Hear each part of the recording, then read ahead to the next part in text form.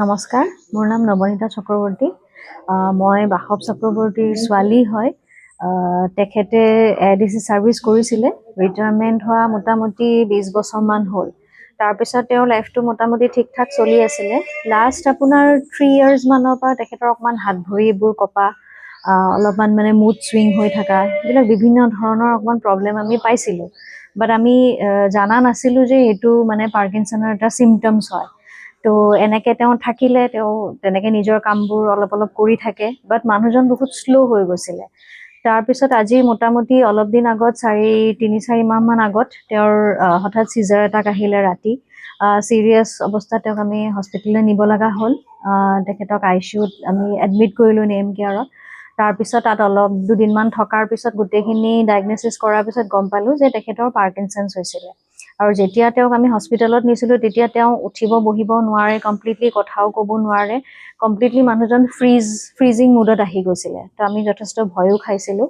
তাৰপিছত নেম কেয়াৰত দুদিনমান থকাৰ পিছত তেওঁলোকৰ গোটেইখিনি চিকিৎসা দিয়াৰ পিছত দেউতাক ফিজিঅ'থেৰাপিৰ কাৰণে তেওঁলোকে ৰিকমেণ্ড কৰিলে। তো ফিজিঅ'থেৰাপি অহাৰ পিছত ডক্টৰ সুৰজ আহিলে। তেখেতে ঘৰত আহি পেলাই তেওঁক কণ্টিনিউ গাইড কৰিলে কেনেকৈ এক্সাৰচাইজবোৰ কৰিব লাগে।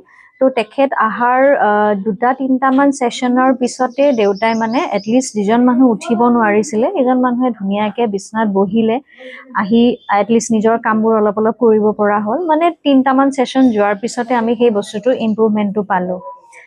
নেম কেয়াৰৰ ফালৰ পৰা আমাক 20টা ছেশ্যনৰ কথা কৈছিলে। তো 20টা ছেশ্যন এতিয়া কমপ্লিট হ'ল। আৰু এতিয়া তেখেতৰ যিটো ৰিকভাৰী হৈছে আমি যথেষ্ট হেপ্পী।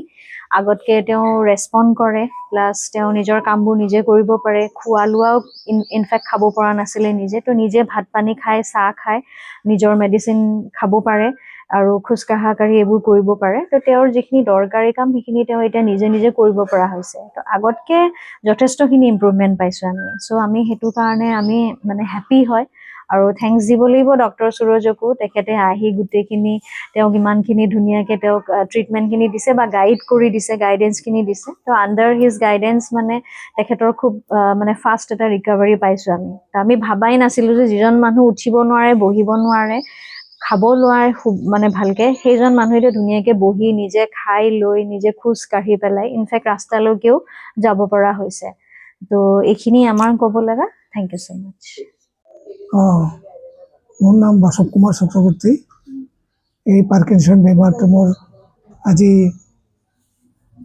10 বছৰ মানে হ'ল নেকি। তাৰ আগতে নাছিল। ইয়াৰ আগতে হৈছিল যদিও গম পোৱা নাছিলোঁ।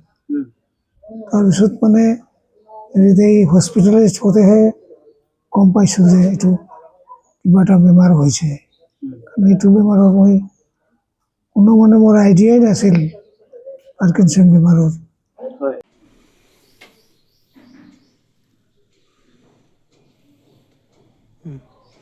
ভৰি এখন তলত